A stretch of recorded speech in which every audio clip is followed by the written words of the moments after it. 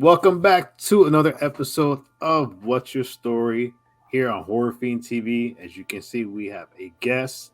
She's been on Three Corners of Horror, mostly without Joe, but got Joe into one, so I'm sure Joe's gonna laugh at that one. I'm here with my partner Lexi and Hey. guest Tasha. Tasha, how you Welcome, doing? Tasha. Thank you. I'm excited to talk about this one. I love this one. Yeah, as long as we don't get emotional, we're good. Right, I'll try and hold it emotional together. Towards the end. Girl.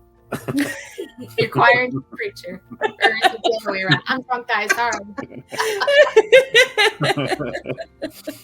As you can tell, we're ready to talk about this one. As you can see, What's Your Story? We're talking about Stephen King's The Mist, 2007, directed by Frank Darabont. The cast is Thomas Jane as David Drayton, Marcia Gay Harden as everybody's favorite Miss Carmody, Lauren Holden as Amanda, Andre Brower as our favorite lawyer Brent Norton, Toby Jones as our favorite bagger Ollie, and William Sandler as our favorite mechanic Jim. So now, what's the synopsis of this Stephen King story? Well, during an weird sirens going off, sudden panic, this small town is engulfed in a dense fog. Whoa! Having spoken, the doomsayer departs. Why don't you get Billy dressed? I'll take him into town with me. Hit the store before it gets all bought out. How'd you folks hold up in the storm? Big insurance day. Sorry to hear that.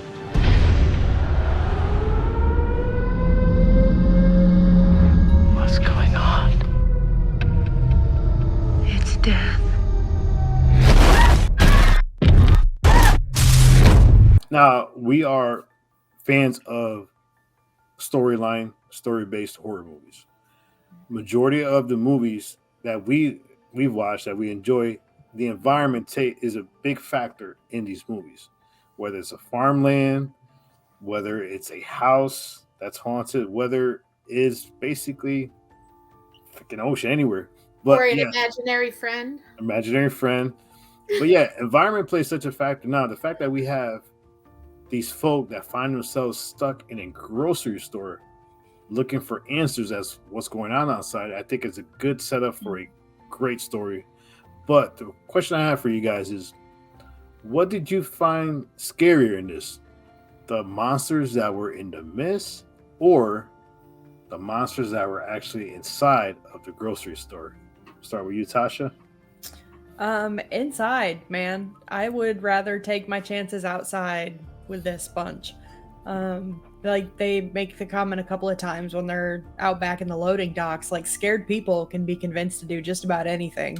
And unfortunately we get a couple of good examples of that thanks to oh god, I hate her. Facts. Mrs. Carmody. And I feel like creatures in general, I mean, obviously there's exceptions in horror, but really like their main goal is just to survive. Like they might eat you, but it's typically just for the sake of eating you, not necessarily because they're malicious. Whereas people, I mean, I'm a true crime fan too, and I've seen all the cult documentaries in the world. So, you know, it's crazy what people can be swayed to do when they're scared. Yeah. What about you? Yeah. So I think, honestly, the only monster in the store is Miss Karma D. And I truly believe that the monster is outside the store because I don't like bugs. And That's fair. yeah, I don't like bugs. I don't like things crawling at me, flying at me, or anything. Like, don't do it. Are those bugs? Not like any I've ever seen. If I'm fearing anything, it's frogs. So thank God that's not in this. I'd rather see these bugs than frogs. Yeah, okay. So my daughter is scared of spiders, and the spider scene she did not like. She's like, why didn't you tell me it's in this movie? Sorry. What kind of horror fan would I be if I didn't tell you? Or if I did tell you? But yeah, overall, I think the bugs outside the store is what scares me most. But the people outside, like, they're bigger than us. We don't know what it is about them that makes them this way. Because they said a bunch of chemical stuff in a factory, which I don't think chemicals had anything to do with this. I don't know what it had to do with. It kind of reminded me almost like Cloverfield, but I don't think it had anything to do with that chemical factory that they were talking and mentioning in the story. But I can't do bugs. That's straight up, I can't do it. The monsters outside the store is what I agree with. No, for me, I'll be honest. I think the monsters in the store scare me the most because you don't know what people will do to survive. And watching what they were going through, you had one sector that was like, all right, what can we do for us to survive and find out what's going on? Then you had the other one who were adamant that they did not believe anything was happening outside. That was just fog. Then you had the ones that were starting the whole belief in the religion based on one character who we'll get into in a second. But yeah, for me, I mean, I'm sorry. I've been in a situation like that. I'm taking my chances outside because the longer you stay in a place like in a store with all these people, the more chances you have of something going wrong. You know, whether somebody wants to be a leader or somebody wants to basically cause chaos, I'll take my chances outside in the fog because I would crawl my ass underneath that fog. If you're going to catch me, you got to go low to the ground, and them big suckers ain't catching me. I'll do some parkour, but yeah, you're not. For me, I'll take chances outside. But we mentioned one character already, so now this movie had a great cast of characters. Each of them dynamic in their own way, each of them filling a role. But aside from the character David, who's the main character, which characters did you think played the most interesting part in this film? I mean, you can pick one or two. All right, so Lexi, what about you? Like, what character, one or two, did you find played like a very interesting part in this film? So, although I'm so glad she was shanked, I loved Carmody because she really was a setter in the film. She had half the store believing in her bullshit. Now, y'all know me. If you've been watching this far with us, thank you. But also, if you've known this far, I am the fourth corner, the demented Christian. I am Christian. I believe in what she believes in, my holy savior. But the biker guy is what stood out to me because he said exactly what I think. He said, I believe in God, but I don't think he's the bloodthirsty asshole you believe in. So I was like, I was so happy when he said it. I was like, yes, bitch, because that's the God I believe in. Her version is what makes us Christians feel and look so bad. And I hate that about someone, especially someone I compared this woman to in a different video in the Last of Us podcast that me and JR recorded with David. So yes, in that podcast I mentioned Miss Carmody. Yes, I did not like her at all, and I just think, but even though I love when a character can make you hate him and like him at the same time. She's a great actress, but goddamn, I hated her. And okay, so when this movie came out, I saw it in theater, right, guys? I saw it in theater, and I remember the crowd around me. I went with one friend, okay? But I remember the crowd around me hating this woman. And when she dies, we all fucking did the standing ovation. I was so happy, and it was. I told my daughter that story, and she was so. She watched themist today for the first time ever, and she was so happy when I told her that story. She's like, I can see why y'all stood up, because she deserved it. Karma is a bitch. But the other one that stood out to me, I don't remember his name, and I hate that I don't remember, but it's the guy with the glasses. He's the little man. Ali. What's his name? Ali. Yeah, he was like telling the manager, we saw what we saw, so shut the fuck up. I don't care about if you write me up. Shut the fuck up. Like, I love him, and that's just who I am too. Like, I don't give a fuck. Shut the fuck up. That's who I am too. So I really relate with Ollie. So he was my other favorite that pointed out to me, besides you know the main Walking Dead characters. All right, what about you, Tasha? So I actually have the same answers. I feel like human psychology is such a huge part of this story in general, and Carmody, she plays such a huge role in demonstrating like how far people will go. And it's funny because like when she does die, like all of a sudden you see all these people who have been following her like kind of snap out of it, like they've been in a daze. And it just goes to show like how far good people can be pushed. You know, like I said earlier, when they're scared, you know, there's going to be those people that just, they want somebody that's going to be a leader, somebody they feel like they can get behind and everything else. So she just, I feel like she's definitely a huge part of pressing their whole point with the movie. Well, what I'm assuming their point is, because it's kind of hard not to feel like psychology is the point of it all. And Ollie, like he, you know, just looking at him, like you definitely feel like they played off the stereotype that he comes off as, like just kind of a meek, you know, just working at the grocery store, chilling kind of guy. And you just keep finding out all these things about him where he's like standing up for himself and he's a great shot. And, you know, every time you turn around, like his character presents something else that you wouldn't expect from him. Well, he was funny too because he was like, yeah, he was portrayed as weak. And at the end, he was like a hero because he shot Miss Carmody. And then he was like freaking out because, like, oh my God, I shot her. And then Dave was like, well, you know, it's the only thing you could have did. So it was kind of funny. But for me, nobody faults you for that, bro. Yeah. He's like, I'm ready for this bitch to shut the fuck up. The two that I found interesting was the outsider, Brent, who was a lawyer who hated David's guts, who they had a rivalry at the beginning of the movie because Brent was suing David. But the fact that once they're inside the supermarket, Brent plays the typical lawyer. I follow logic. I don't believe in anything you guys believe. I don't believe in it. Basically, I don't trust any of you guys. And the fact that you had Miss Carmody, who was a believer in religion, you had this guy who was kind of a non-believer, but more believed in his own logic. Where I think David told him, you know, why don't you do your favor and get your head out of your ass? Facts. You know, because and even to the point where he was all, you know, you're not going to convince us. We're going to go out there. There's nothing out there.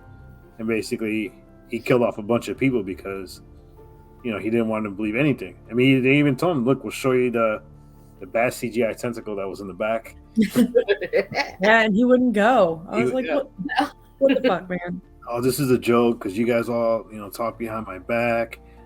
And one character I kind of like, too, is Jim, who plays your typical mechanic, not all there, you know, and, like, let's be honest, he was portrayed as a bumbling idiot.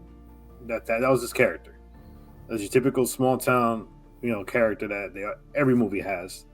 Yeah. But for him, the fact that he didn't believe there was anything out there, he got this dude killed, and then he took out David's side, and then after the scene with the spiders, which is obviously Tasha's favorite scene in the movie. Yeah. He goes back, and all of a sudden he's religious with Miss Carmody. He started believing her thing. So this is a character that went 3 different directions, and then when they leave, he's looking out the window, like realizing, "Oh man, I screwed up because now they're leaving without me." So I found his character fun and interesting because he's another one that he wanted to punch Miss Carmody in the face, right? And then Lauren ended up punching him in the smacking her. But yeah, I agree with you guys with Miss Carmody because when you have an actress or an actor who could play a character that you really, really hate, they did a great job doing that character.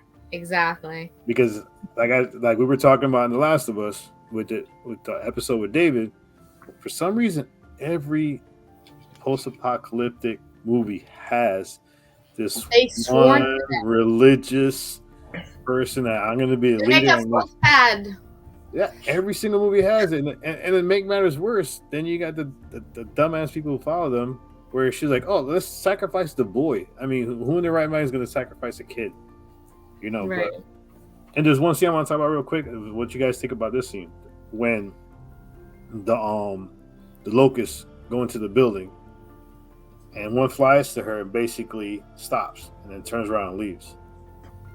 I mean, what did you guys think of that one scene in particular? I feel like it caught a whiff of her and knew she was going to taste bad.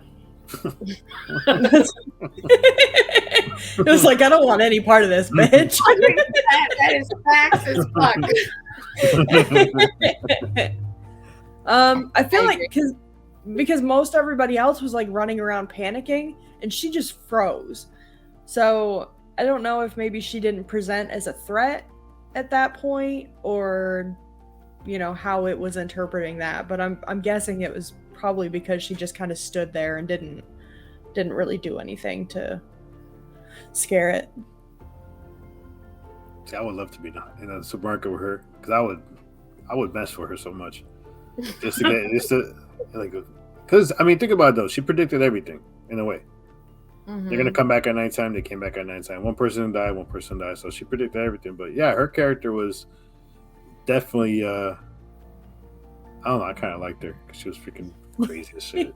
But I feel like too, a lot of it was luck. I mean, she had a 50-50 chance of being right. I mean, somebody had already been killed, so it wasn't that much of a stretch to assume that somebody else would. And if it hadn't come back at night, she probably would have had some good excuse for why they didn't show up. Yeah, because even when she had the military guy stabbed, her reaction, she didn't expect that, but she went along with it. Mhm. Yeah. I mean, She was out of her goddamn mind. Yeah. she was, but in a cool way, I think. Yeah, facts. She's the horror of the movie. Oh, yes. Yeah. That's the question. Where is the inside outside? Like, she's the horror inside, but like bugs, bro. I can't do bugs. No, but remember one thing too is they were more scared of what she was doing, basically converting people, that they were willing to say, we got to get the hell out of here. But Because this also, nigga was killed. think about it. A lot of people didn't believe David at all. Right. They didn't believe him until he showed the tentacle. And someone was like, yes. But, the lawyer guy, he's probably like, oh, I don't know what he thought, because we didn't see that. We didn't really see that. But he was like, you went back there and saw it, right? And like, I believe you. Now, we're horror fans of, like I said, storyline, movies with great storylines. And sometimes these movies tend to have disappointing endings because the storyline is so great to the build-up, and we're kind of let down. But the ending of this film is one of the most talked about endings of any film in general. So, Tasha, what did you think about the ending of this film? So the first time I saw it, I cried like a baby for about 20 minutes because I was just absolutely horrified at the direction that they took it in. And it was probably like 2010 or so was around the first time that I watched it.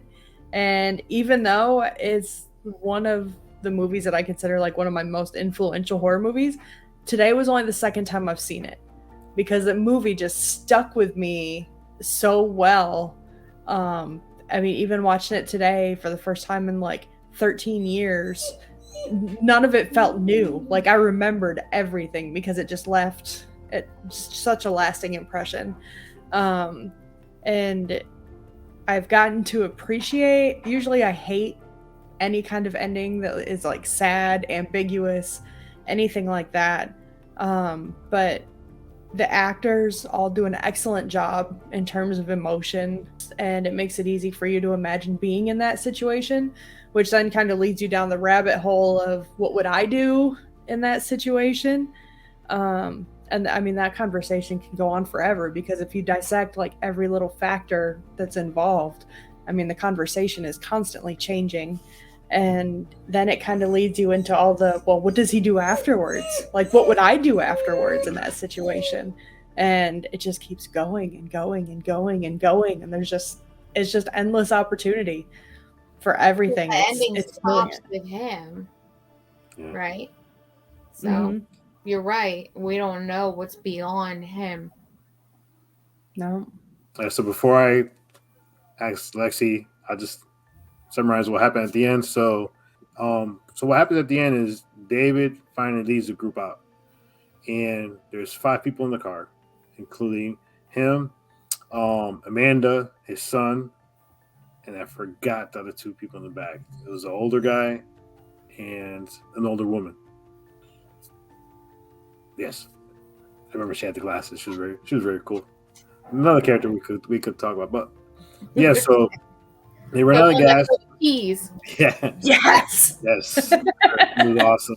She was badass. Yeah. She was. Yeah. So they're stuck in a car and they run out of gas, and then they see that big monster walk by in front of the car, and then they start realizing that basically they might be screwed. So they have one gun, 4 bullets, and they decide to kill everybody. Well, they all agree basically to kill everybody. As they're sitting in the car, he gets out of the car and he hears this noise, and it's the military going by. And then he screams. So Lexi, what were your feelings about that ending scene? The ending is one of the saddest endings in horror history. I say that because if David would have waited like a minute or 2 longer, he would have saved his son. Yeah. Kind of like, He was so young too. That was like right. some of the worst part of it. And it's sad because like my daughter watched the movie for the very first time today. And by the time this drops, it's going to be weeks in. But she watched the movie and her perspective was very interesting. Now, if we think back to Miss Carmody, she says her Bible verses, she says her revelation, she says her Luke 90, whatever numbers. I'm Christian, but I don't know everything by heart. But Kaylee, my daughter, mentioned the way the movie ends is the way the Bible ends, if that makes sense. We go through the hurdle, we go through the struggle, we go through the pain, we go through the drama and the fucking danger of everything, but we see glory at the end. And they got glory at the end by military fixing everything and spraying everything at the end, right? So my daughter's perspective was Carmody won at the end. Her perspective was Carmody was right. We saw the wrath of God, but got glory in the end, which was so sad for David because his wasn't glory. He killed his son. Yeah. And so I thought it was an interesting perspective from a 13-year-old. And, yeah, absolutely. Like I didn't even think of it that way at all. I just thought, okay, David did something so drastic. And if he would just waited a few seconds, things would have been great. All 4 of them would have survived. No, it is. And the fact that they sat there and even when he grabbed the gun and he looked at Amanda, you had moments where they were just sitting there trying to think of alternatives, even though in his mind that was the only alternative.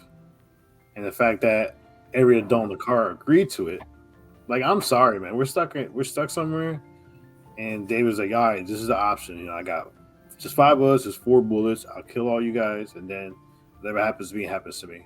I'm like, no, dude, why don't me and you get out the car? We start pushing this thing down the road. And, one of us dies in the process. So what? Let's hit a hill, go down the hill, and we good to go.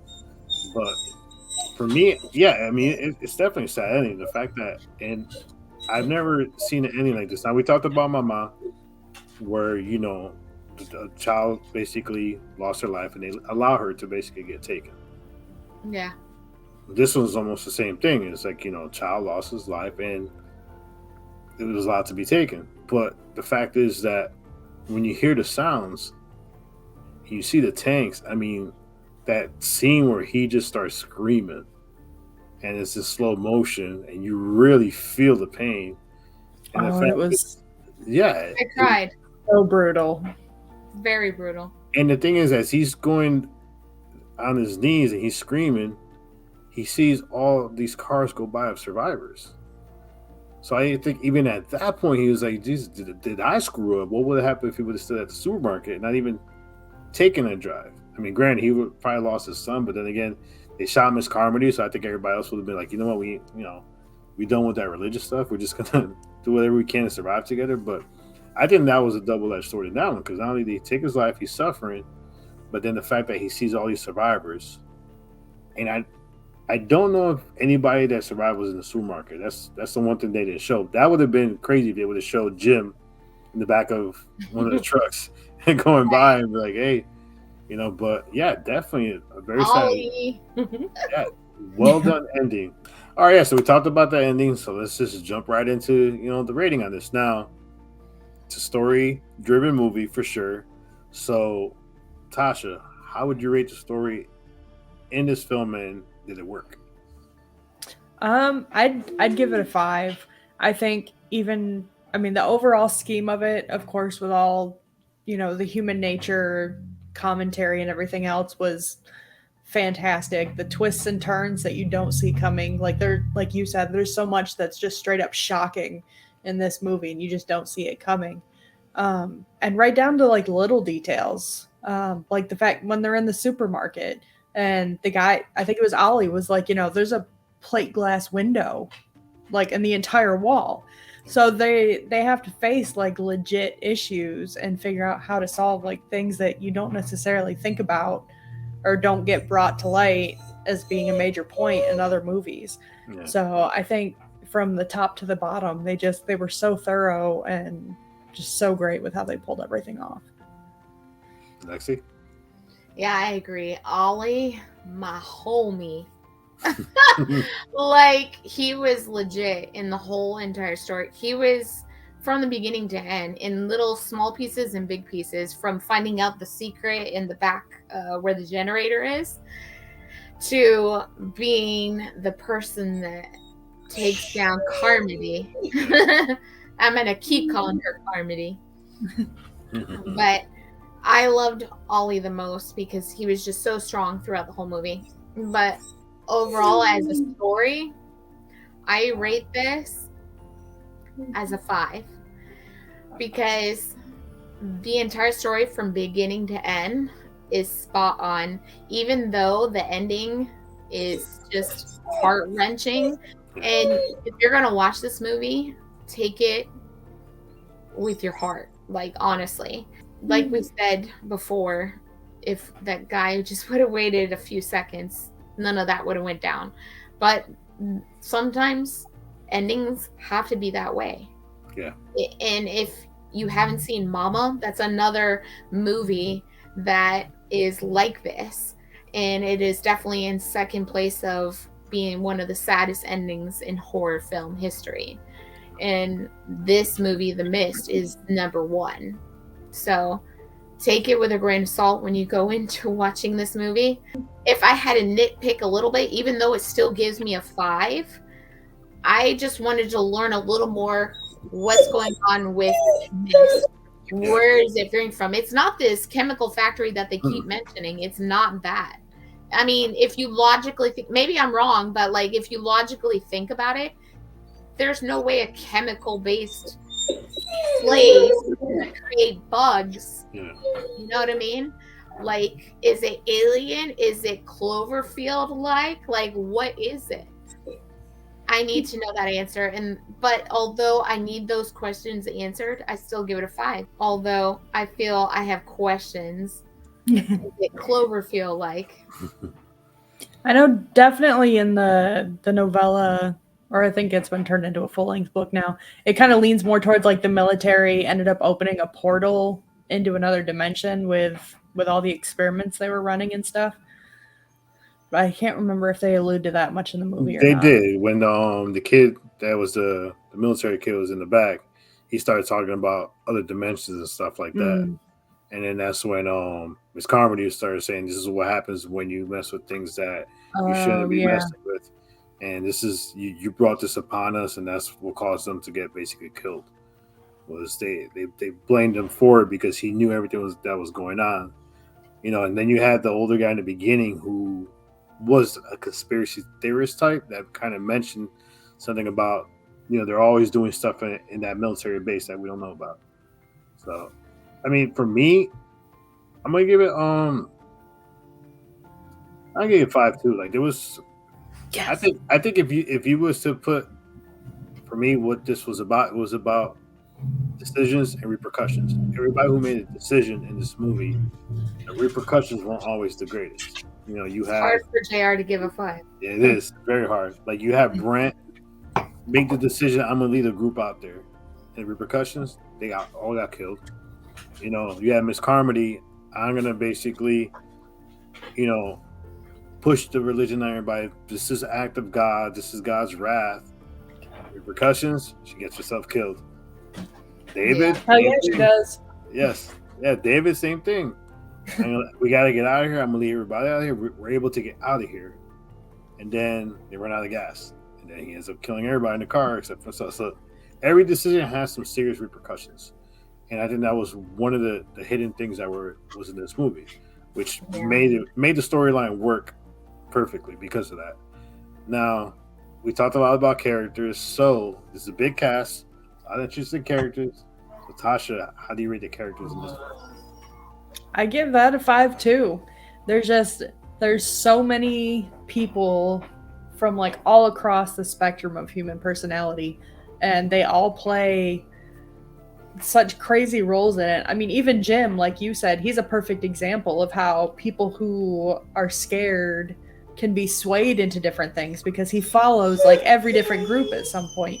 But yeah, like everybody just plays such a vital role in kind of, I feel like it's hard to say what's an accurate representation of what would happen in this situation because until this happens, you don't know. Right. But I feel like it's a very realistic portrayal of how things would initially break down. People split off into their groups. You have the people who are going to try and take charge, and then they're headbutting with each other and everything else. And, ultimately it's going to come down to who's louder. In the end, it's who makes the most noise. And you see prime example of what Miss Carmody's able to talk them into doing for all because she's like yelling and saying the right things and just pushing the right buttons. And next thing you know, somebody's dead. Right. But bonus question, would y'all do the same as David? At the very end? Yeah. Mm-mm. Me neither. I would have just drove. I feel like it was great for the movie, but I couldn't bring myself to do it. Especially with your child. Yeah. I'd be like, guess what, guys? We're going to walk. Or we'll even sit here. Let's sit here and think on it for a couple hours and come up with something. They took 5 minutes. What about you, Lexi? I couldn't do it. Oh, wait. Characters. The characters. So overall, I hate to say it, Carmody is a 5. I hate the bitch, but she's a 5 because I love when an actress or actor can make me love them and hate them at the same time.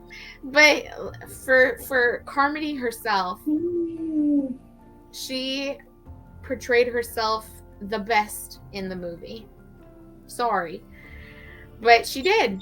She wanted you to hate her and love her, and although she was a religious freak and I didn't like that, it made it work. The whole movie, it had a foundation to it. Not the whole foundation, but it had a foundation to it because it was either her way or David's way.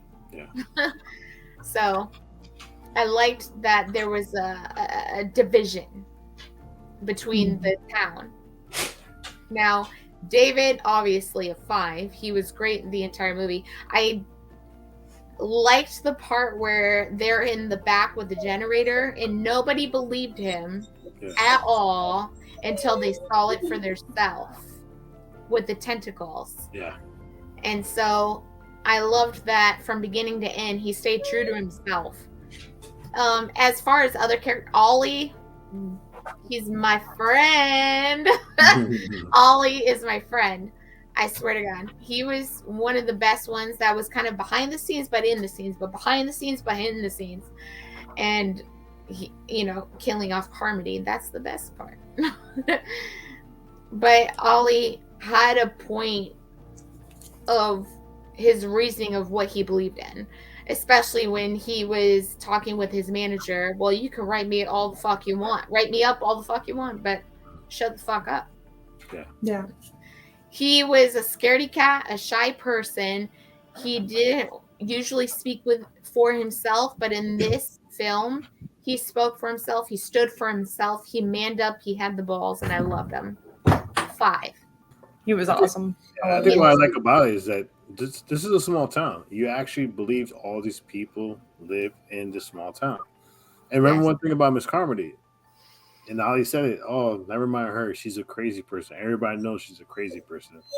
Every town has that one crazy person, and it was just happened to be Miss Carmody. Mm-hmm. Yeah. All the characters were believable. All the characters, you kind of even the soldiers, you kind of wanted to know more of. So every character you wanted to know a little more of. And when the movie does that, they do the characters well. When even like the older lady, she was cool. I loved her. For the small scenes she was in, I loved her. The one that threw peas? Yes, she was great. I mean, she went to the pharmacy with him and everything. Like, she gave no fuck. That's me in the future, guys. That's me. All the characters were good. I agree. I'll give it a 5. It was a good cast. I mean, Thomas Jane's done everything. I mean, he actually did a Punisher movie, so go Thomas Jane. But so let's overall, what did you think of The Mist, and did it tell the overall, like, with the stories and the characters, everything wrapped up together? How well did it work, Tasha? I have to.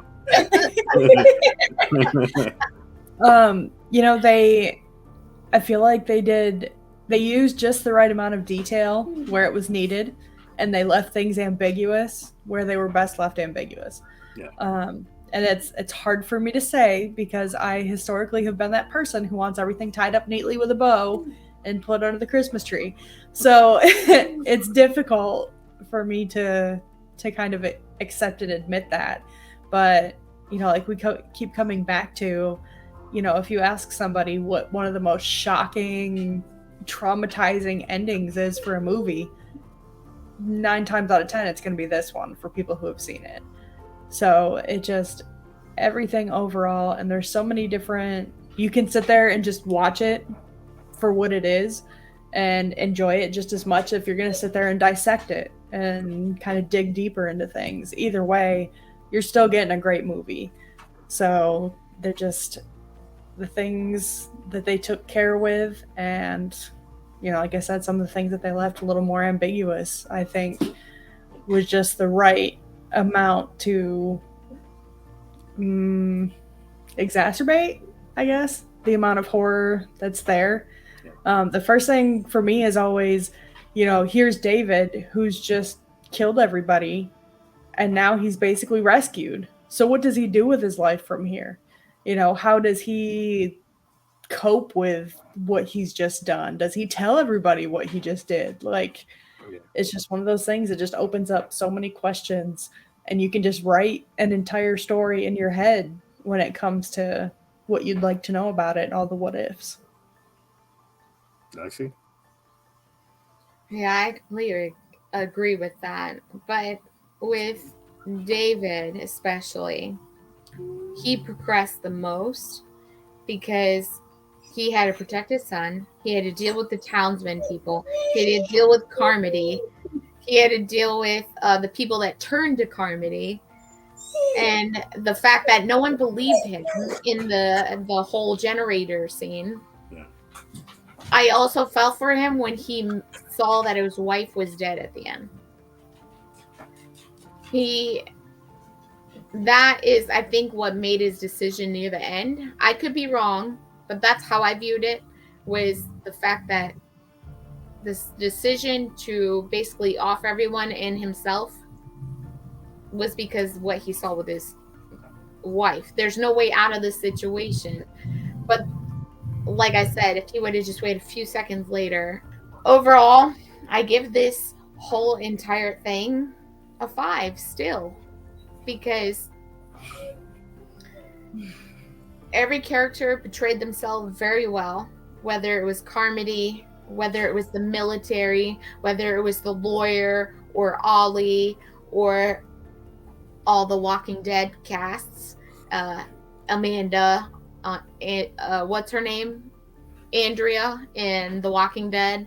Or the guy that ran in with the bloody nose. He was in The Walking Dead. Someone else was in there that was in The Walking Dead. I can't remember. But 3 of the characters of The Walking Dead was in it. And I love that this movie came out first before The Walking Dead. So I didn't even, going back and watching it, I didn't realize they were in it until I rewatched this movie. But overall, it's a 5. And I think it is definitely number 1 spot for the saddest endings. I agree. I agree with both of you. I'm gonna give it a 5, which is very hard for me to do because I didn't pick everything. Just pick everything. Don't work. I'll be like, what? But yeah, for me, I think this is one of the best Stephen King movies that went from book to film. I mean, you know what? Stephen King, a lot of his movies don't translate very well into film. Right. And a lot of times they translate, even he hates the way they translate. So there's only a very small handful that actually work. And this one, I think, was one of the best ones that worked for him. All the characters were portrayed very well. Very believable. One thing about David, when they were first trapped in the supermarket, when he was with his son, he even told his son, don't worry about everybody else. I'm only worried about you. And then he ends the film with trying to be a hero that failed to be a hero. Right. Which is miserably. And the thing I always think about is, did he get arrested after that? Because eventually they're going to find a car with 4 dead people, handprints, and the gun. So does David go to jail? I feel like it needed a sequel or something, or like a part 2 to it. The way it ended. I don't think so. I think it's good the way it is because it leaves it so open that you might destroy the whole movie. You made up your whole movie in your mind. I like that when the movie leaves it like that because, and this is one of the topic being, and Tasha mentioned, is ambiguous. The vagueness of movies when you don't have those information, it's going to work or it's not going to work. It worked in this one because I didn't even want to see the military base. I could care less about the military base, but I was more interested in what was in the fog because. Not for nothing. When he seen that big creature, that creature was peaceful. It could attack the car whenever it wanted to. It showed no signs of aggression. And then if you look at the locusts, when the locusts are on the window, they start getting attacked. So it's almost like it was natural what was outside. Mm-hmm. But the fear of what was outside,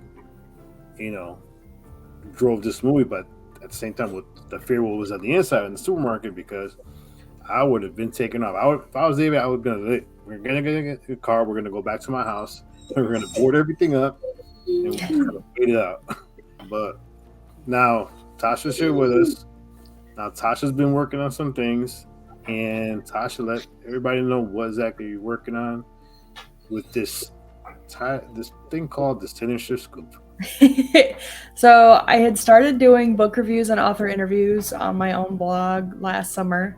And I kind of had one of those random, I should just do my own thing thoughts, and I made the mistake of voicing that thought to Kat Velour, who is the world's worst enabler. So it went from just being a random thought to holy shit, we're actually doing this. And now we're still doing a lot of indie book reviews. We do movie reviews now, some mainstream, some not so mainstream. I'm working on getting some more people who do like horror game reviews, and we've got lists for submissions, open submissions for writers. We've got beta readers listed. We have my editing listed on there. We have a couple of people who do what's the word? Covers. It's basically the whole point is to help spread the word about, you know, indie people who are out there like doing their own thing.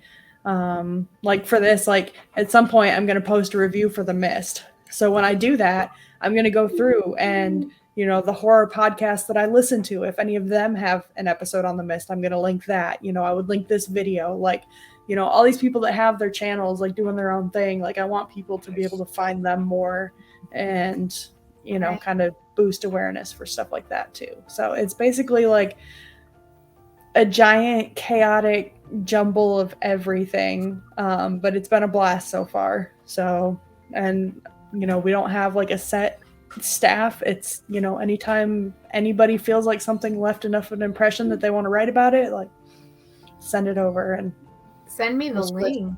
I need to watch. Oh, I love it. We're talking about doing a Patreon eventually, maybe a subscription box, like all kinds of stuff that we want to get into. So that's it. Yeah, the link I will have the link in this video when this video comes up, so everything will be there. That way you could. Sweet. Yeah, the link will be there. You can follow her on Instagram and Twitter as well. Everything will be on the page. But yeah, and she's a good editor. She did one of my stories, and I do my best. I recommend her. So she's probably gonna be doing a couple more. She just doesn't know yet. Well, I do now. So. But yeah, we'll definitely definitely check out the Sinister Scoop. Like I said, Tasha, I've known her for like about a year now, right? Yeah, give or take, I think. About a year, yeah. Definitely recommend it. She's her crime stuff too. You still doing that crime podcast? So I had some pre-recorded episodes. What that has been, that's the Ghoulish Gallery. And I actually talked to people all over the place about like their local spooks and cryptids and just kind of like urban legends that they grew up with. Because there's that was funny. He's so dramatic. You said urban legend. He just went straight up. He is so freaking dramatic. I can't with him. But yeah, because it's, you know, every once in a while you'll find like some random little indie horror movie that's about, you know, this urban legend, and you look it up and it's actually a thing. So I thought it was really cool that there's so many stories that, you know, we probably don't ever hear about that are out there. So talked to people from all over the place so far. Yeah, there's a bunch of Connecticut. I'll let you know about those. Badass. Definitely, like I said, follow Tasha. All the information will be linked on this video when it comes up. And Tasha, thank you for joining us for this one. Thanks for having me. It was nice to do one. The question was, so Lexia, we're going to have Tasha back for more episodes of What's Your Story? Yes, of course. I hope so. Anytime. You guys just let me know. It's always a blast working with you guys. Yes, I'm so excited for Tasha to be back for season 2. Don't thank me and JR here, man. Man, we have so many other story-driven based movies like that. Definitely. I'm excited. We're not done. Season 1 is going to be wrapping up soon, but yeah. You think this was good? Season 1 was good? Woo! Season 2 is about to be dope. Maybe we'll just role play. We'll just look like the characters more. Play Z. No, that'd be cool. All right, that's it for this episode of What's Your Story. Once again, thank you, Tasha, for coming. And we will be back. Our last episode is one of my favorite. It's on my top 10 list. We're going to be joined by Joe, the psychologist, in that one. Incident in a Ghost Land. I'm excited to talk about that one. Love it. Yeah. That's it for us. This is JR. Two lovely ladies at the top, Alexi and Tasha. Have a good one. Watch. And if there's one story you want us to do for season 2, let us know, because we love story driven. Yes, that's our thing, and we're looking for more. So that's it for us, everybody. Peace out. Peace.